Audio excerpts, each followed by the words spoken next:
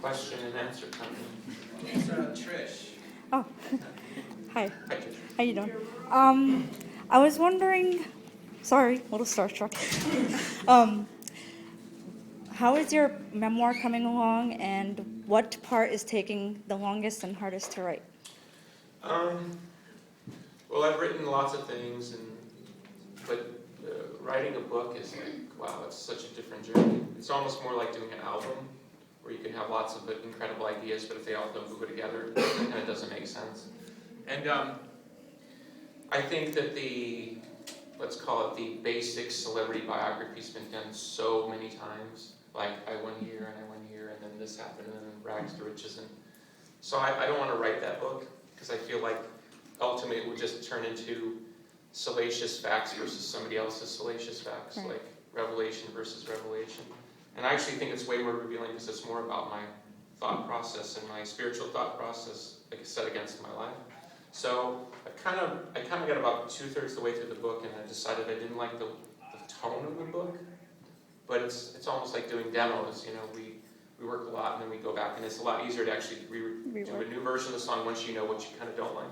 Right. So I'm set to start kind of what's hopefully the final draft beginning of this year. So I've kind of written it in a way, and I could have finished that part, but I didn't think it was what I wanted, so now I'm going to start fresh, and I think it'll go a lot quicker now. But thank you for asking. Brian. Sure. Yeah, how much have you been with Brian? The 90s question. Oh, okay. It actually wasn't the other one. How much do you actually keep up with the conspiracy Alex Jones stuff? How many movies or books have you read on it? Conspiracy. The conspiracy Alex Jones stuff. Do you have a favorite Alex Jones documentary? No. Well, I'm lucky in that I know Alex personally. I've been to dinner with him a few times, and I think Alex is part of a much bigger thing. It's easy in essence, and he talks about this, and David Icke talks about this, and I know this from my own life. The media makes good guys bad guys, and it's often funny if you trace the agendas, you find that good guys have a lot to do with their side. And so that being said, I think Alex is part of a bigger consciousness, a bigger movement of people saying, you know what, I just don't really want to take your version of the news anymore. Which is why I think it's better to focus on something like Alex as part of an alternative media or citizen journalism. The whole idea of conspiracy, I think, even in the realm of the use of the word, implies that, oh well, because like if you sit around the dinner table and you say, hey, have you heard about this? And it's like, then it turns into, well, prove it to me. You know what I mean? And oftentimes when we try to talk to people about, let's call it alternative information, an alternate way to look at an election, or the Federal Reserve or whatever, we kind of get that kind of thing of, we have to sort of break down their way of thinking and somehow try to, I've stopped trying to do that. I think that the general conscious part of humanity is awakening to, I don't really like the way the planet's headed, I don't really like the way the governments are taking us, I don't really know what to do.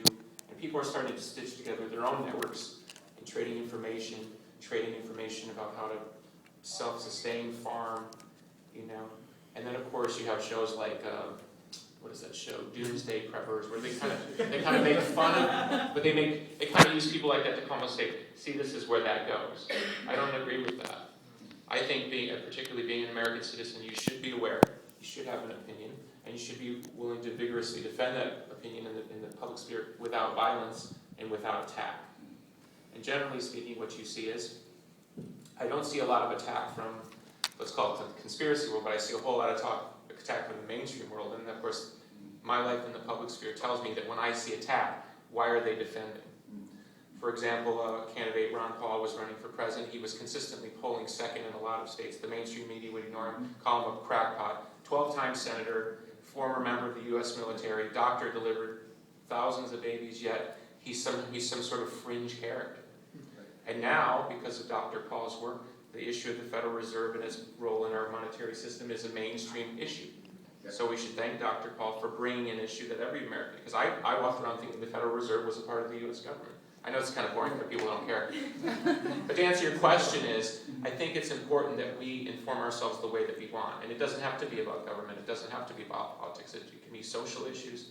And so to me, Alex is part of a wave of people who decided to self-empower themselves, to self-empower others. And so that's where I'm interested in that. Okay, thanks. Brian. Yeah.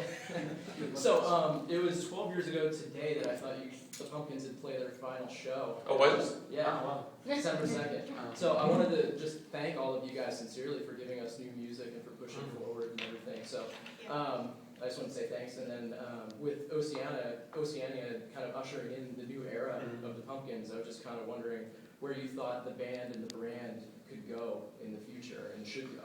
That's a great question, and we talk about it a lot. I think, Jeff and I and Jimmy were part of what was the 2007 version, up until Mike joined and then Nicole joined. And I think, unfortunately, in that era, what we had to learn was that the illusion, and back to the mainstream consciousness, the illusion of what it means to be a band that has a history is actually really, really poorly drawn. And it basically serves business interest first and everything else second, which is why many of our favorite artists, as they get older, they make kind of redundant music, less vital music, and of course, ultimately you go to the show and of course you just want to hear the root. We've made the critical decision that the Smashing Pumpkins are going to be about that. So what I try to tell people, and it's hard for them to negotiate because again, we're against the cultural stereotype, which is to do this means we're only here to play old music. Like, for example, I get a rep, like I don't want to play old music. Well, we just play 3 old songs. I have no problem playing those songs because this is a cool context. We enjoy it. We talk about what we want to play. We don't want to play, we don't play. So it's the expectation game that's the problem. But again, it comes about the artist because somehow I have some sort of power. I don't have power over the mainstream consciousness about who I'm supposed to be at 45. Right. All I know is in my 30s, I started really studying why most of my favorite artists tended to get lame in their 40s. Right? Yeah. Part of it is their audience grows old. They stop paying direct daily attention. So to reinvest in an artistic edge in the band, to reinvest in youth culture, to actually understand what youth culture is interested in, why rock and roll kind of never dies in a spirit way, which is it's always pushing some sort of edge. Unfortunately, with alternative music, what we now have is a codified version of what alternative music is. Yeah. And so any idiot or any brilliant kid learns really quickly, hey, if I dress like this, if I say these things, I act like this, and I write this kind of music, I'm actually in the safe zone. And my greatest illustration of that is, go watch an hour worth of TV and you will hear alternative music used for commercial purposes. I'm not talking about people's songs. I'm talking about some guy in the studio doing his version of, Radiohead to sell some car. Once music becomes commercially commoditized, it's no longer dangerous. Right. It's just another tool in another toolbox. So for us as a brand, we've started to think of it more as a philosophical movement and an artistic and aesthetic movement instead of a literal business band, this is what you do. So it's very possible we may start playing whole lot less, start playing a whole lot less, and devote our emotional and spiritual energy to things that are more creative, because this industry that we're in right now, particularly this, I don't mean this building, this loop, is basically set up to be a dead end. Right. That makes sense artistically. For sure. Absolutely. Yeah. Absolutely. We're so blessed right now to have an audience that's willing to come see us play our new album in full. We're probably one of the only bands on the planet doing it right now, with any size. And then find that nice balance between past, present, and future. If we could sustain that and continue that, I think we would build on it, but we don't think we can sustain that. Oceania is kind of like a spur on the road, and we kind of learned what we learned, and now we're going to kind of get back on the main highway. At the end of the day, I look at it like Smashing Pumpkins has to represent something that's completely distinct and on its own.